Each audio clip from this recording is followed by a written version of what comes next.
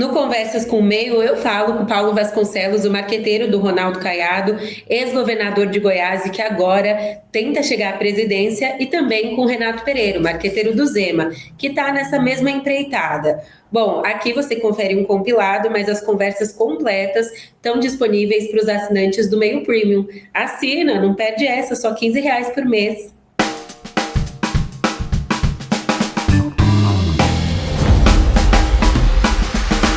E para quem não conhece nada do marketing político, o que é colocar de pé uma campanha? Como que foi desde o começo? Essa aproximação com o Caiado, essas conversas, como que acontece? Esse pensar e pegar um candidato e falar, vamos torná-lo presidente da República. Júlia, eu prometi para mim mesmo que faço um sabático ano que vem, depois de 40 anos de trabalho. Então, isso mexe profundamente com a cabeça da gente. Virei avô também esse ano, que é uma coisa gravíssima, é avô de neta, que é mais grave ainda. Olha então, isso mexe muito com a gente. Então, eu nunca... isso não é nenhuma arrogância. Nesses anos todos, a relação de ser contratado, ser convidado a conversar, era um processo natural. Eu faço campanha desde 86. Eu fiz a pré-campanha do Collor, que foi um negócio muito especial, mas já esquecido, né? Já bem velho. Mas Caiado foi uma escolha. Eu procurei o Caiado em julho do ano passado, queria conhecê-lo, depois pedi a um amigo comum que trabalha com pesquisa que perguntasse se ele tinha esse interesse, ele demonstrou ter, a gente se encontra. Fiz um trabalho para a União Brasil para ele e aí a relação foi se construindo. Evidentemente que botar uma campanha de pé é um esforço amalucado, porque na verdade você monta uma empresa mais ou menos com 200 e poucas pessoas, desde áudio, vídeo, redes sociais, pesquisa e etc. Isso tudo vai acontecer no mesmo lugar, no mesmo espaço físico. Portanto, é uma coisa amalucada, mas é uma coisa fascinante, eu gosto muito. E você disse agora que o Caiado foi uma escolha. Há 2 meses saiu na CNN, no Globo, que o Flávio te procurou. Além disso, o senhor também já trabalhou no Minas Gerais, né? Tem uma proximidade com o Zema. Por que a escolha Caiado e por que a não escolha Flávio ou Zema, por exemplo? Vamos lá.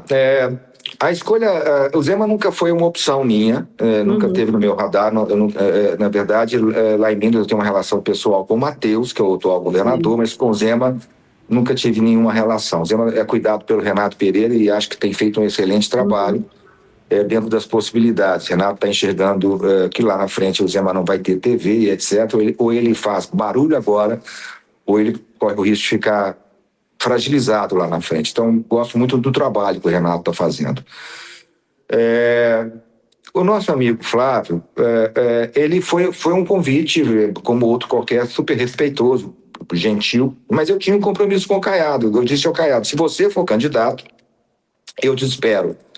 Portanto, não houve uma negativa por outro motivo que não tenha sido esse. Quer dizer, evidentemente que isso tudo faz pensar, evidentemente que cá com meus botões eu tenho minhas convicções, mas eu tinha um compromisso com o Caiado e esse foi o turning point, ou seja, na hora que não se imaginava mais que fosse possível o Caiado estar vivo, a gente teve uma última conversa até por telefone, eu estava fora do país, horas depois daquele dia, era uma quarta-feira lá de abril. Como que foi isso? Conta pra gente esse dia.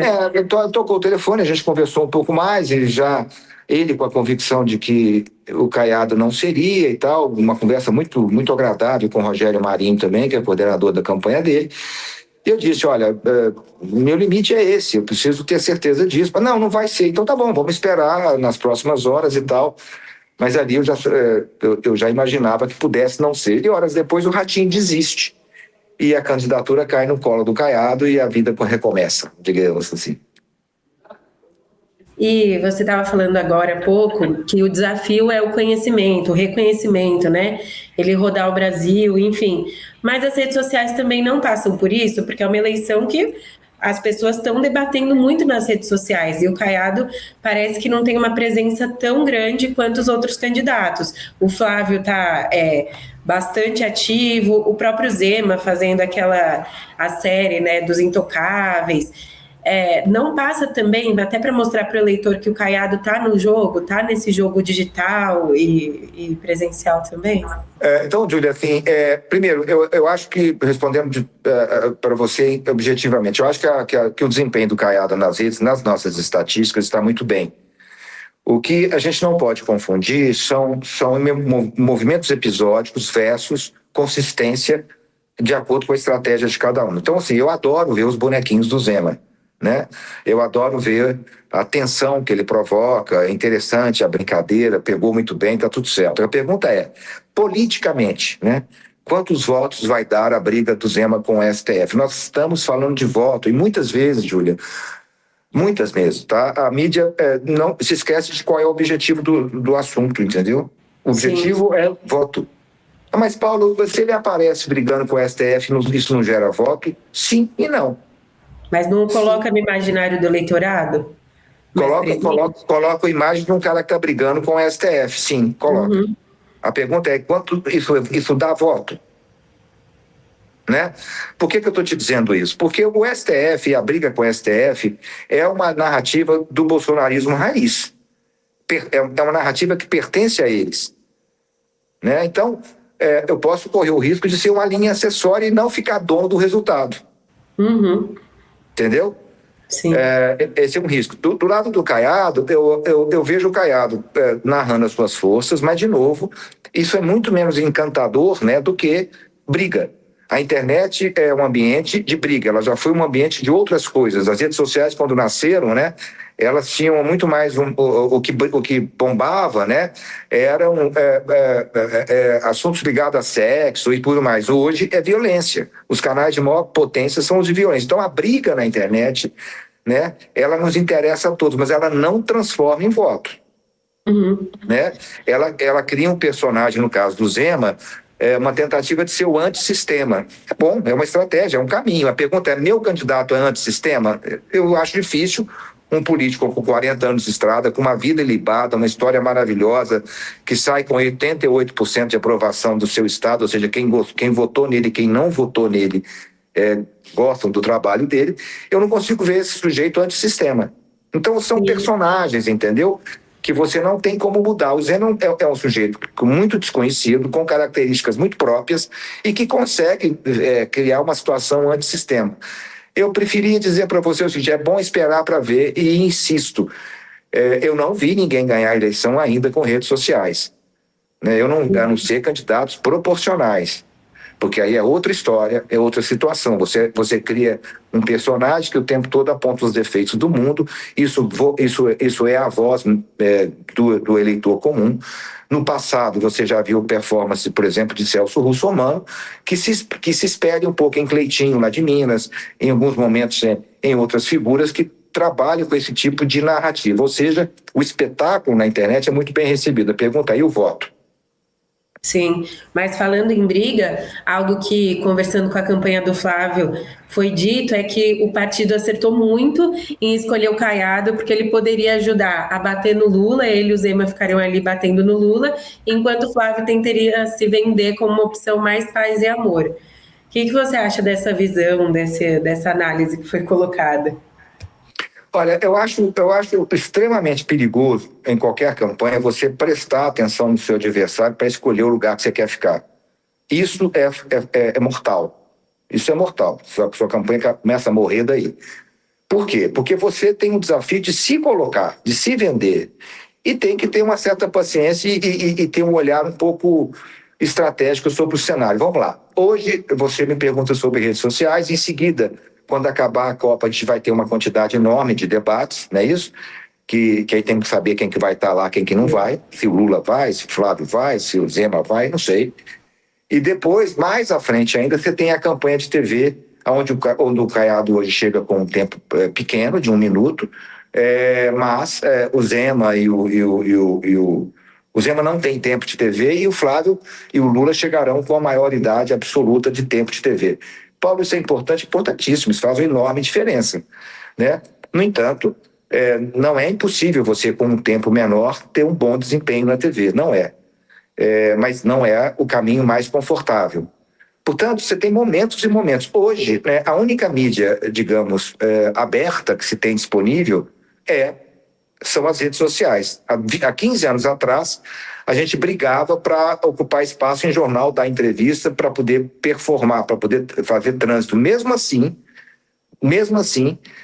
nenhum candidato desconhecido chegou à campanha conhecido só com essas mídias, seja sociais ou não. Uhum. E falando nessas outras questões que podem influenciar a eleição, como que você enxerga o potencial de impacto do escândalo do Master e do INSS nas campanhas? Acho que o impacto vai ser enorme, sobretudo o do Master, porque ele talvez estejamos falando aí do maior escândalo financeiro da história do país. Basta você ver que na negociação da delação premiada, o Vorcaro propõe que voltem aos cofres públicos 60 bilhões, que é 4, 5 vezes mais do que foi negociado pela Lava Jato, com conglomerados de empreiteiras gigantescos. Assim, é impressionante, né? Então, não apenas o valor que foi desviado, mas todo um conjunto de atores políticos, né, no judiciário, na política, que foram subornados, né, direto ou indiretamente, pelo Vorcaro. E isso está acontecendo paralelamente à eleição. Então, é claro que o do INSS é importante, até por envolver as figuras, né, que estão aí no noticiário há algum tempo, mas me parece que o Master tem um potencial explosivo muito superior, né? E as revelações que a gente teve nos últimos 10 dias também, mais uma vez, mostraram isso. E tem muita coisa ainda para aparecer, ao que tudo indica, certo? Tanto a delação do Vorcaro, quanto da delação do ex-presidente do BRB, né, das investigações da Polícia Federal que continuam existindo. Então, tudo indica que a gente ainda vai ter muitos fatos novos. O que, para mim, é exatamente quando eu falo ali do Oceano do Sul, tá exatamente essa movimentação ainda dá mais vida a essa turbulência que já existia na sociedade brasileira. E quando os áudios do Flávio são veiculados, o Zema grava aquele vídeo dizendo que é imperdoável o Flávio pedindo dinheiro para o Vorcaro. Como que foi o bastidor dessa gravação? Foi uma decisão inteiramente dele? Foi conversada com a equipe de comunicação? Porque representou uma ruptura importante, né? Uma mudança de rota na campanha, não? Não, claro. Primeiro, a atitude dele, do comitê político da campanha dele, né, obviamente sustentada pela equipe de comunicação. Mas o que acontece ali? Primeiro, o Zema é o candidato que fez da bandeira da corrupção, da luta contra a corrupção, dos privilégios, a sua bandeira principal. Não é a única, tem toda a agenda econômica e tem, sobretudo, a agenda de segurança pública, certo? Mas quem está falando o tempo inteiro em acabar com a farra dos intocáveis, acabar com privilégios, com esquemas, com corrupção, acabar com coisas que não apenas sejam ilegais, mas que sejam imorais, chama-se Romeu Zema. Então, como é que alguém que pede impeachment de ministro do Supremo por conta de contratos suspeitos vai pegar leve quando é um líder da direita que é flagrado pedindo dinheiro da forma que apareceu ali e ainda se contradizendo, dizendo que era mentira depois que era verdade? Impossível, né? Contrariaria toda a linha que ele vinha trabalhando durante essa campanha e, mais do que isso, toda a linha que o guiou ao longo de toda a sua vida, porque o Zema tem muita legitimidade para falar disso. No caso dele, não é um exercício retórico. Ele não tem uma única mancha na sua vida pessoal. Ele é um cara super austero, né? E é um cara que sempre levou essas coisas muito a sério. E de um partido que, quando fundado, tinha o princípio da moralidade nas coisas públicas e da separação entre o público e o privado como um dos seus pilares fundamentais, que é o Partido Novo, né? Então, só para entender a importância que tem essa bandeira. Então, ele não podia, de forma alguma, se esquivar de um posicionamento tão firme quanto ele vinha adotando com outros personagens do mundo político brasileiro. E, embora esse posicionamento firme tenha rendido frutos, que a gente viu um crescimento nas pesquisas e uma queda, inclusive, do Flávio, só que foi um crescimento tímido. Já era esperado. Aonde que vai estar esse gargalo, esse outro momento de crescer, então, nas pesquisas? Ele vai continuar investindo nesse discurso mais de ir para porradaria? Como que foi esse resultado das pesquisas? Por mim, totalmente esperado. Eu tenho dito sempre para o próprio Romeu Zema e para os outros membros do Partido Novo, que a gente não deve esperar a movimentação nas pesquisas antes de setembro, quando o brasileiro realmente estiver conectado com a eleição, e aí olhando para trás e vendo como as pessoas se posicionaram ao longo desse tempo. Tem uma coisa interessante, porque a gente teve um crescimento absurdo nas redes sociais, né? A gente já vinha crescendo muito desde janeiro, a gente começa em janeiro, para falar só de uma delas, do Instagram. Em 1º de janeiro a gente tinha 1.900.000 seguidores. A gente chega antes do episódio com o Gilmar, que é final de março, já com 2.600.000, 2.700.000 seguidores, tudo crescimento orgânico. Porque o Zema tinha se posicionado muito fortemente ali no momento do desfile da Acadêmicos de Niterói, né? Tanto quanto o desfile em si, quanto com aquela retratação da família conservadora brasileira dentro de latas, né? Então a gente sai primeiro, assim, tem mais de 10 milhões de visualizações só no perfil do Zema, né? A crítica, aquela ala e tal. Então, assim, a gente já vinha tendo um crescimento muito importante. Quando acontece, a série dos Intocáveis vem desde fevereiro, quando acontece o embate com o Gilmar, aí a gente tem um crescimento ainda mais explosivo, mas a gente já vinha crescendo bem. A gente vai crescendo mais que qualquer outro candidato, tá? Em relação a si mesmo, certo? Mesmo assim, eu disse para todos os meus clientes, olha, não acredito em crescimento em pesquisa.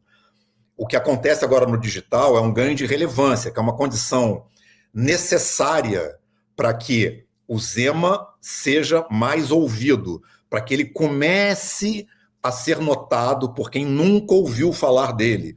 Isso é um processo que toma tempo. Mas exatamente quando aconteceu a história com o Gilmar, todos os conteúdos que o Zema já tinha feito sobre temas como esse para trás foram vistos também. Então, posts dele que tinham 1 mês, 2 meses, passaram a ter muito mais visualizações do que tinham no passado. O pessoal foi ver tudo que ele tinha feito, tá? Não apenas aquilo que ele estava fazendo naquele momento.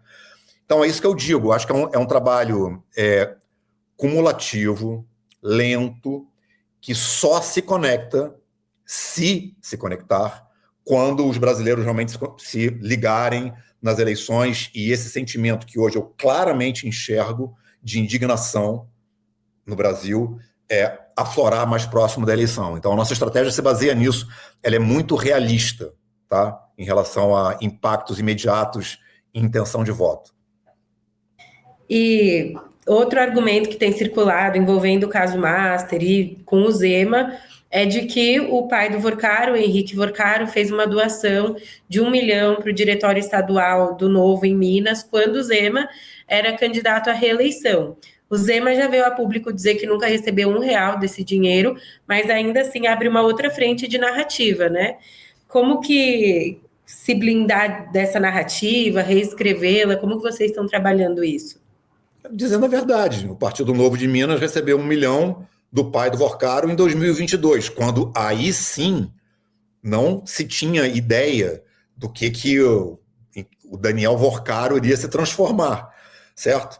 E o maior exemplo disso é a atitude duríssima do Zema em relação ao Vorcaro desde o início, ela não vem de agora.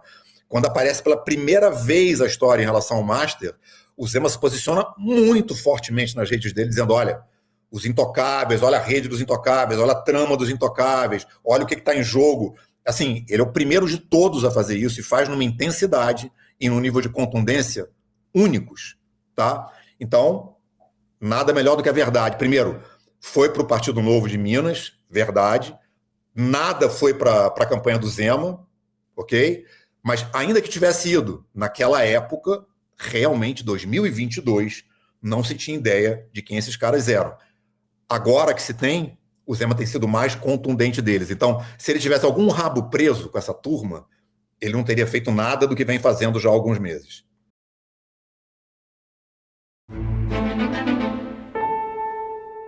No episódio passado do Ponto de Partida série, nós mostramos que o Brasil não está dividido em 2, mas em 5. 5 mundos brasileiros que descobrimos ao cruzar a pesquisa Meia Ideia com a Quest. Então a pergunta que sobra do episódio passado é essa: como uma democracia funciona num país assim? Como 5 mundos diferentes ganham representação numa coisa só que se chama República, que se chama Brasil? Para responder, eu fui a fundo no mais novo lançamento do Meio, o episódio Os Partidos do Ponto de Partida série. Nós vamos viajar no tempo, vamos precisar olhar para como nascem os partidos brasileiros, para como morrem, que conjunto de brasileiros cada um deles representa ou representou. Os partidos políticos existem para conectar a sociedade civil organizada às instituições do Estado. É para dar esse vínculo uma cara, uma identidade. Cada partido, num desenho saudável, representa um pedaço da sociedade que se reconhece e se organiza nele. E é por isso que partidos importam tanto. Eu sou Pedro Doria, editor do Meio, e esse é o Ponto de Partida.